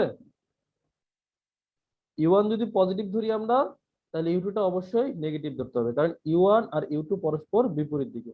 তবে মিলিত বস্তুর বেগ পাই একই কথা, V one equals to V two equals to V ধরে তবে মিলিত বস্তুর বেগ ধরবো। এই যে উদ্দীপকে উল্লেখিত সংঘর্ষ অস্থিতিস্থাপক সংঘর্ষ গাণিতিক ভাবে বিশ্লেষণ করো। তাহলে এটা কিভাবে করবা, তাহলে প্রথমে সংঘর্ষের আগে মোট গতিশক্তি বের করবা, তারপরে সংঘর্ষের পরে মোট গতিশক্তি বের করবা। দেখবা যে সংঘর্ষের আগের মোট গতিশক্তিটা বেশি, সংঘর্ষের পরে মোট গতিশক্তিটা কম। তাহলে সংঘর্ষের আগের মোট গতিশক্তি যেহেতু বেশি, সেহেতু এটা কি ধরনের সংঘর্ষ, অস্থিতিস্থাপক সংঘর্ষ। ঠিক আছে, ভাই যে সংঘর্ষের আগে যদি কম হয় আর সংঘর্ষের পরে আগে যদি কোনো বেশি সময় কম হবে না, ঠিক আছে? সংঘর্ষের আগের গতিশক্তি ইকুয়ালস টু সংঘর্ষের পরের গতিশক্তি হবে, অথবা সংঘর্ষের পরে গতিশক্তি কমে যাবে, ঠিক আছে? যদি সংঘর্ষের আগে এবং পরে গতিশক্তি সমান থাকে সেটা হচ্ছে স্থিতিস্থাপক সংঘর্ষ, আর সংঘর্ষের পরে যদি গতিশক্তি কমে যায় সেটা হচ্ছে অস্থিতিস্থাপক সংঘর্ষ, ঠিক আছে? হ্যাঁ বুঝছি। আচ্ছা, এটা দেখি। 100 মিটার/সেকেন্ড গতিবেগ সহ একটি 5 মিটার/সেকেন্ড গোলক খাড়া উপরের দিকে নিক্ষেপ করা হলো। 6 সেকেন্ড পর গোলাটি বিস্ফোরণের পরে 2 টুকরা হয়ে গেল। 18 কেজি ভরের টুকরাটি 80 মিটার/সেকেন্ড বেগে খাড়া উপরের দিকে ছুটে গেল। তাহলে উদ্দীপকের গোলা 6 সেকেন্ড পরে বিস্ফোরণের ঠিক পূর্বে ঊর্ধ্বমুখী বেগ নির্ণয় করো, ঠিক আছে? ভাই ভাই খ নাম্বারটাকে যে রৈখিক ভরবেগ এটা কি? এই যে এটাই তো ভরবেগের সংরক্ষণশীলতা, যেটা পড়তেছি রৈখিক ভরবেগের নিত্যতা, এটা তো আমরা পড়তেছি, এই টপিকসটাই তো পড়তেছি। তাহলে কোন সিস্টেমের উপরে যদি বাহ্যিক লব্ধি বল শূন্য হয়, কোন সিস্টেমের উপর প্রযুক্ত বাহ্যিক লব্ধি বল শূন্য হয়, তাহলে ওই সিস্টেমের মোট ভরবেগের কোনো পরিবর্তন হবে না। এটাই হচ্ছে রৈখিক ভরবেগের নিত্যতা সূত্র, ঠিক আছে? হ্যাঁ বুঝছি। ভরবেগের সংরক্ষণশীলতা বা রৈখিক ভরবেগের নিত্যতা একই কথা। আচ্ছা, এখন আমি গ নাম্বারটা করি। এটা কিন্তু এই চ্যাপ্টারের প্রশ্ন না, এটা কিন্তু থার্ড চ্যাপ্টারের প্রশ্ন। খেয়াল করো, দেখো 100 মিটার/সেকেন্ড বেগে, আদি বেগে, তার মানে এই ধরো একটা ভূমি আছে, ভূমি থেকে a = 100 মিটার/সেকেন্ড বেগে উপরে যে একটা বস্তু নিক্ষেপ করা হয়েছে, এই বস্তুটা 6 সেকেন্ড পরে এর বেগ কত সেটা জানতে চাইছে। তাহলে আমরা জানি শেষ বেগ সমান সমান কি, আদি বেগ প্লাস ত্বরণ ইনটু সময়, v = u+at। তাহলে v = u কত, 100 প্লাস এ হচ্ছে কোন দিকে, নিচের দিকে, কত, 9.8 অভিকর্ষ ত্বরণ। তাহলে এ কত ধরতে হবে, -9.8, মাইনাস জি যেটা আর কি, ইন্টু টি কত, 6 সেকেন্ড। তাহলে এখান থেকে আমাদের বেগ এসে পড়বে, খাড়া উপরের দিকে নিক্ষেপ করা হয়েছে, তাহলে 100 মাইনাস 9.8 ইন্টু 6, তাহলে কত আসলো, 41.2। তাহলে 41.2 মিটার/সেকেন্ড। এটা হচ্ছে যে নিক্ষিপ্ত বস্তু যে সূত্র আছে না, খাড়া উপরে দিকে নিক্ষিপ্ত বস্তু, ওই সূত্রের অঙ্ক, ঠিক আছে? তাহলে গ নাম্বারটা কিন্তু আমাদের হয়ে গেল। গ নাম্বার কি বলছে, উদ্দীপকের গোলার 6 সেকেন্ড পরে বিস্ফোরণের ঠিক পূর্বে ঊর্ধ্বমুখী বেগ নির্ণয় করো। তাহলে ঊর্ধ্বমুখী বেগ নির্ণয় করতে বলছে, আদি বেগ দেওয়া আছে, সময় দেওয়া আছে, আমাদেরকে শেষ বেগ বের করতে বলছে। ত্বরণ তো আমরা জানি অভিকর্ষ ত্বরণ, এই ক্ষেত্রে যখন একটা বস্তুকে খাড়া উপরের দিকে নিক্ষেপ করা হয়। তাহলে এখানে বলছে কি, সেই বস্তুটা 6 সেকেন্ড পরে যে বিস্ফোরণের ঠিক পূর্ব মুহূর্তে এর বেগ কত হবে সেটা আমাদেরকে বের করতে বলছে, ঠিক আছে? বুঝছি। আচ্ছা, দেখো, আমি চিত্র এঁকে ম্যাথটা বুঝাই দিই, ভাষাতে লিখতে মন চাচ্ছে না আর কি। ধরো একটা নৌকা আছে, নৌকার যে শেপ যদি এরকম না, নৌকার ভর হচ্ছে 120 কেজি, ঠিক আছে? এই পাশে 30 কেজি ভরের একজন ব্যক্তি আছে, আর নৌকার এই অপর পাশে 50 কেজি ভরের একজন ব্যক্তি আছে, ঠিক আছে? এই 30 কেজি ভরের ব্যক্তিটা এই পাশে 20 মিটার/সেকেন্ড বেগে লাফ দিছে, আর 50 কেজি ভরের এই ব্যক্তিটা এই পাশে 10 মিটার/সেকেন্ড বেগে লাফ দিছে। এখন কোশ্চেন হইতেছে যে এই নৌকার বেগ কত হবে এবং সেটা কোন দিকে হবে। বুঝে গেছে জিনিসটা, যে একটা নৌকা আছে, নৌকার ভর হচ্ছে 120 কেজি, নৌকার দুই প্রান্তে দুইজন ব্যক্তি আছে, একজন ব্যক্তির ভর হচ্ছে 30 কেজি, আরেকজন ব্যক্তির ভর হচ্ছে 50 কেজি। যে 30 কেজি ভরের ব্যক্তি সে হচ্ছে যে 20 মিটার/সেকেন্ড বেগে নৌকা থেকে লাফ দিছে, আর 50 কেজি ভরের ব্যক্তি সে 10 মিটার/সেকেন্ড বেগে নৌকা থেকে অপর প্রান্তে লাফ দিছে আর কি। 30 কেজি ভরের যে ব্যক্তি যেই দিকে লাফ দিছে, 50 কেজি ভরের ব্যক্তিটা তার বিপরীত দিকে লাফ দিছে। এখন আমার কাছে কোশ্চেন করা হয়েছে যে নৌকার ভর কত। এখন এইখানে দেখো দুইজন ব্যক্তি ছিল আর নৌকা ছিল, তাহলে এই দুইজন ব্যক্তি আর নৌকা, এই তিনটা বস্তুকে মিলে আমরা যদি একটা সিস্টেম কল্পনা করি, তাহলে এই সিস্টেমে কিন্তু কোনো বাহ্যিক বল নাই, ঠিক না? দেখো এই সিস্টেমে কিন্তু কোনো বাহ্যিক বল কাজ করতেছে না। তাহলে কোনো সিস্টেমে যদি বাহ্যিক বল কাজ না করে তাহলে ওই সিস্টেমে আমরা ভরবেগের সংরক্ষণশীলতার নীতি প্রয়োগ করতে পারি। তাহলে দেখো এই লোক দুইজন লাফ দেওয়ার আগে নৌকার যে এই সিস্টেমটার যে মোট ভরবেগ ছিল, এই দুইজন ব্যক্তি লাফ দেওয়ার পরেও এই সিস্টেমটার সেম ভরবেগ হবে। তাহলে এই দুইজন ব্যক্তি লাফ দেওয়ার আগে সিস্টেমটার ভরবেগ কত ছিল? দেখো প্রত্যেকটা বস্তু কী ছিল? স্থির ছিল। এই দুজন ব্যক্তি লাফ দেওয়ার আগে নৌকা সহ পুরো বস্তুটা কি ছিল? স্থির ছিল। তাহলে এই দুজন ব্যক্তি লাফ দেওয়ার আগে এদের ভরবেগ কত থাকবে? 0 থাকবে। ঠিক আছে? তাহলে এই 30 কেজি ভরের ব্যক্তিটাকে আমরা ধরলাম M1, সে যে বেগে লাফ দিচ্ছে সেটাকে আমরা ধরলাম V1, আর এই 50 কেজি ভরের বস্তুটাকে আমরা ধরলাম M2, আর সে যে বেগে লাফ দিচ্ছে সেটাকে আমরা ধরলাম V2, আর এই নৌকার ভরটাকে আমরা ধরলাম ক্যাপিটাল M, আর নৌকা যেই বেগে যাবে সেটাকে আমরা ধরলাম V। ঠিক আছে? নৌকার বেগটা কত হবে? আমরা ধরে নিলাম V। এখন দেখো তাহলে নৌকা এবং দুইজন ব্যক্তি মিলে যে সিস্টেম তৈরি করছে, ওই সিস্টেমটার এই দুজন ব্যক্তি লাফ দেওয়ার পরের ভরবেগটা কি হবে? এই দুজন ব্যক্তি লাফ দেওয়ার পরের ভেক্টরটা হবে কি? নৌকার ভরবেগ MV প্লাস এই 30 কেজি ভরের যে ব্যক্তিটা আছে তার ভরবেগ। তাহলে তার ভরবেগ কত দিল? 30 × 20 প্লাস অপর যে ব্যক্তিটা লাফ দিছে তার ভরবেগ 50 × এইটা দেখো কি দিতে হবে? -10 দিতে হবে। কারণ কি? কারণ এই যে এই 20 মিটার পার সেকেন্ডটাকে আমি পজিটিভ নিছি, তার মানে কি এই দিকটা পজিটিভ নিছি, তাহলে এই দিকটা কি নিতে হবে? নেগেটিভ নিতে হবে। ঠিক আছে?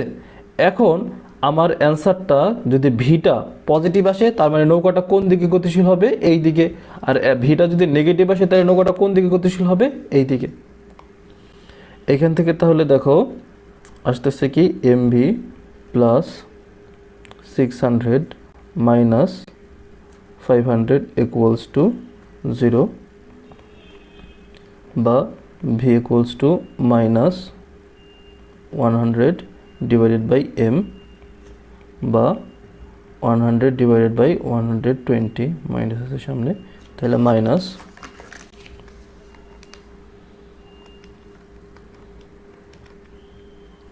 0.83 মিটার পার সেকেন্ড। তাহলে নৌকার বেগটা কোন দিকে হবে? অর্থাৎ এই দিকে, এবং সেটা হবে 0.83 মিটার পার সেকেন্ড। বলো। এই যে প্রথম লাইনটা একটু বুঝিয়ে দেন। হ্যাঁ, প্রথম লাইনটায় যে এই নৌকা এবং ব্যক্তি দুইজন মিলে যে সিস্টেমটা তৈরি করছে সেই সিস্টেমের উপর কোনো বাহ্যিক বল কাজ করতেছে না। কোনো সিস্টেমে যদি বাহ্যিক বল কাজ না করে ওই সিস্টেমে আমরা ভরবেগের সংরক্ষণশীলতা নীতি ইউজ করতে পারি। ভরবেগের সংরক্ষণশীলতা নীতি কি বলে? যে কোন একটা ঘটনা ঘটার আগের ভরবেগ সমান সমান কোনো একটা ঘটনা ঘটার পরের ভরবেগ। তাহলে ঘটনাটা হচ্ছে কি এই দুজন ব্যক্তির লাফ দেওয়া। তাহলে লাফ দেওয়ার আগে এই সিস্টেমটার যে ভরবেগ ছিল, এই দুজন ব্যক্তির লাফ দেওয়ার পরেও এই সিস্টেমটার সেম ভরবেগ থাকবে। লাফ দেওয়ার আগে তিনটা বস্তু স্থির ছিল, তাহলে এই M × 0, M1 × 0, M2 × 0, তাহলে পুরো সিস্টেমটার আগে ভরবেগ কত? 0। এখন এই দুজন ব্যক্তি যখন লাফ দিয়ে ফেললো তখন তাদের ভরবেগটা কত? এই ব্যক্তির ভরবেগ যোগ এই ব্যক্তির ভরবেগ যোগ নৌকার ভরবেগ, সেইটাই তো আমরা লিখছি, ঠিক না? এখন এইখানে দেখো 30 × 20 লিখছি আমরা, আবার 50 × -10 লিখছি, কারণ এই 50 কেজি ভরের ব্যক্তিটা যে তার বেগটাকে কত 10 মিটার পার সেকেন্ড। এখন সে লাফ দিছে কি এই যে এই দিকে, আর আমরা ধরছি কি এই দিকটা পজিটিভ ধরছি, এই জন্য 20 মিটার পার সেকেন্ডটাকে আমরা কি নিছি? প্লাস নিছি, আর 10 মিটার পার সেকেন্ডটাকে মাইনাস দিচ্ছি। তুমি যদি উল্টা নিতে তাও কোনো সমস্যা নেই। তোমার যদি ইচ্ছা হইতো যে ভাই আমি এইটা প্লাস নেব এইটা মাইনাস নেব, তাহলে কোনো সমস্যা হইতো না। তাহলে ভি এর মানটা কিসে আসতো? প্লাসে আসতো। তখন আমরা বলতাম ভি এর বেগ কত? 0.83 মিটার পার সেকেন্ড এই দিকে। বুঝে গেছে জিনিসটা? হ্যাঁ ভাই। আচ্ছা, তাহলে এরকম যে এর আগে এটা বলার উদ্দেশ্য কি, এর আগে আমরা যতগুলো সিস্টেম দেখতেছিলাম সবগুলো সিস্টেমে দুইজন করে ব্যক্তি ছিল। এখন এই সিস্টেমের মধ্যে কয়জন ব্যক্তি আছে? দুইজন ব্যক্তি বলতে কি দুইটা বস্তু থাকতো। এখন এইখানে যে সিস্টেমটা আলোচনা করা হয়েছে এটা কিন্তু 3 বডি সিস্টেম, অর্থাৎ তিনটা বস্তু আছে। একটা হচ্ছে এই দুইজন ব্যক্তি আর একটা হচ্ছে নৌকা। তার মানে সিস্টেমটা তৈরি করছে এখানে কয়জন? 3 জন মিলে। ঠিক আছে? আচ্ছা ঠিক আছে, এখন তাহলে আরেকটা ম্যাথ করি ভরবেগের সংরক্ষণশীলতা নীতি সম্পর্কে। ঠিক আছে? এইটা একটু কঠিন, ঠিক আছে? ভালোভাবে মনোযোগ দিয়ে শুনবা।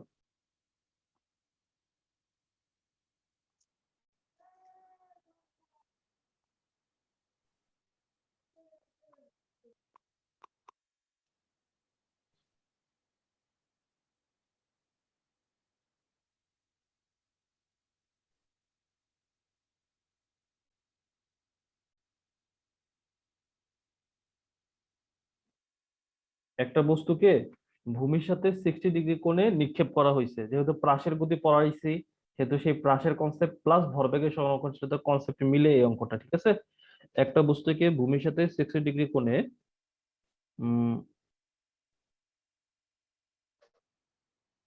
30 মিটার/সেকেন্ড বেগে নিক্ষেপ করা হয়েছে, ঠিক আছে। তার মানে এখানে ইউটা কত, 30 মিটার/সেকেন্ড। এখন বস্তুটার ভর হচ্ছে যে 5 কেজি,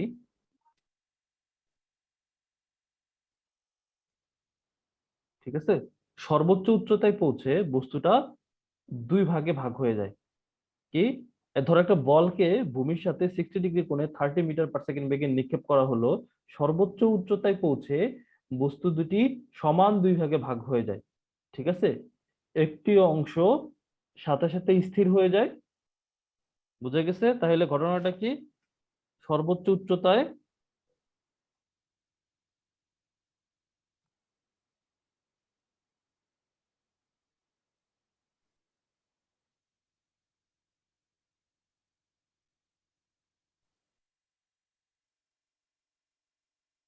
সমান দুভাগে ভাগ ভাগ হয়ে যায় এবং একটি অংশ স্থির হয়ে যায়, ঠিক আছে। তাহলে কোশ্চেন হচ্ছে যে অংশ দুটির পাল্লা কত।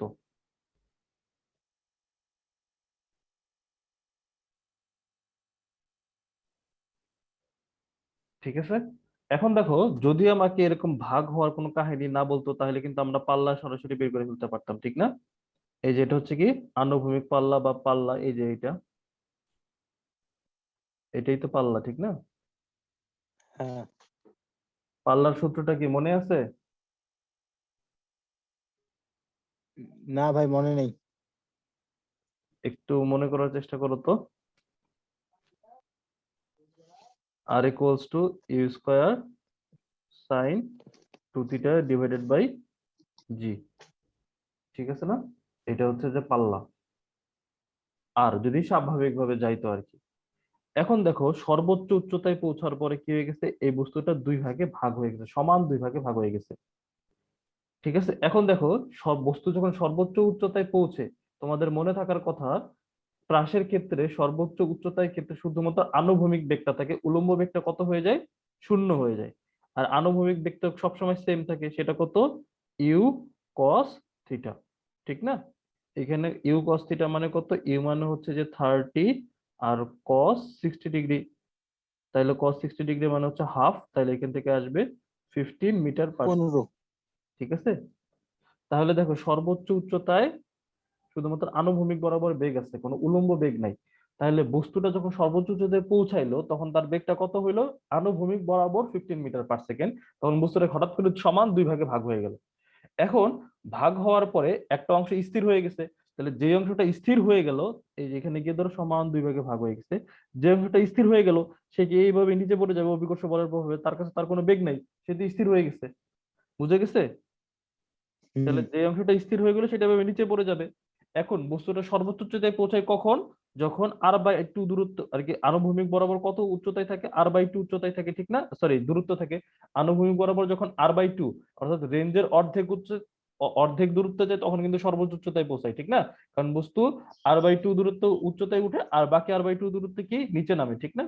তাহলে এই যে যে হ্যাঁ, অংশটা স্থির হয়ে গেল সেই অংশটার রেঞ্জ কত, r/2, ঠিক না।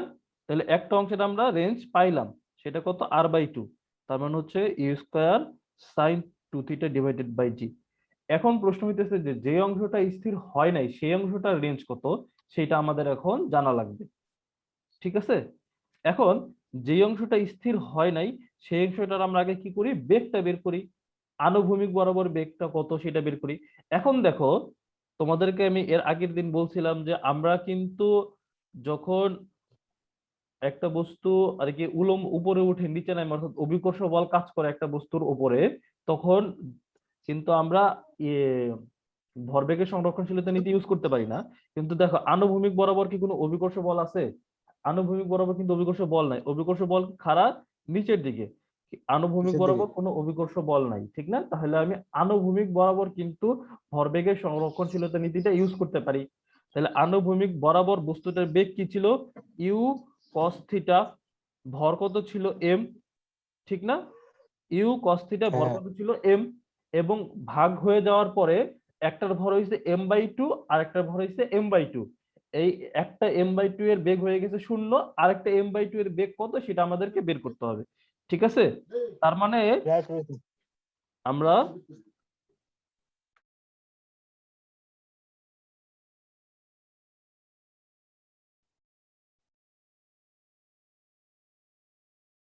আমরা এখন আনুভূমিক বরাবর ভরবেগের সংরক্ষণশীলতা নীতি ইউজ করব।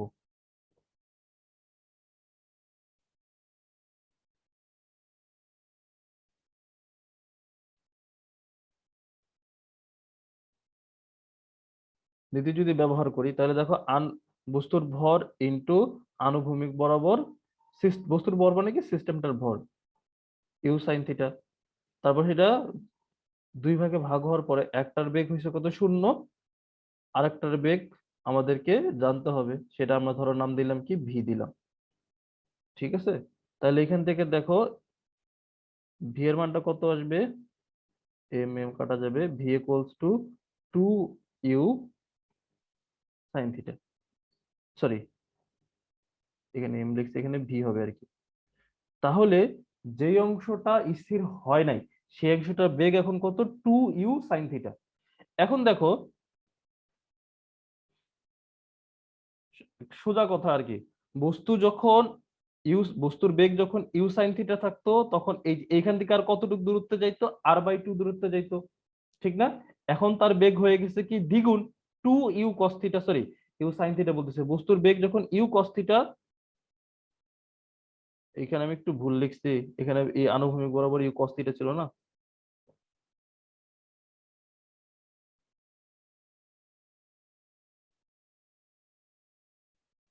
এটা হবে 2u cos থিটা।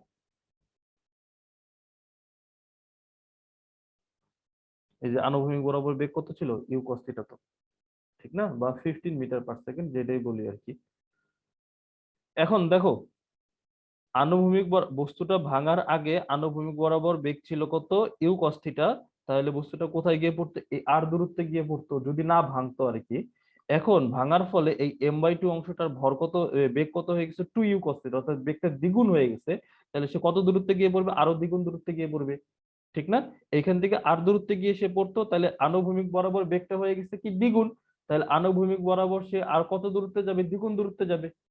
বুঝে গেছে জিনিসটা? ধরো একটা বস্তু 5 মিটার পার সেকেন্ড বেগে 10 মিটার যায়, এখন তুমি করলো কি? তার বেগটাকে দ্বিগুণ করে দিলা, তাহলে 10 মিটার পার সেকেন্ড করে দিলা, তাহলে সে কতটুকু যাবে?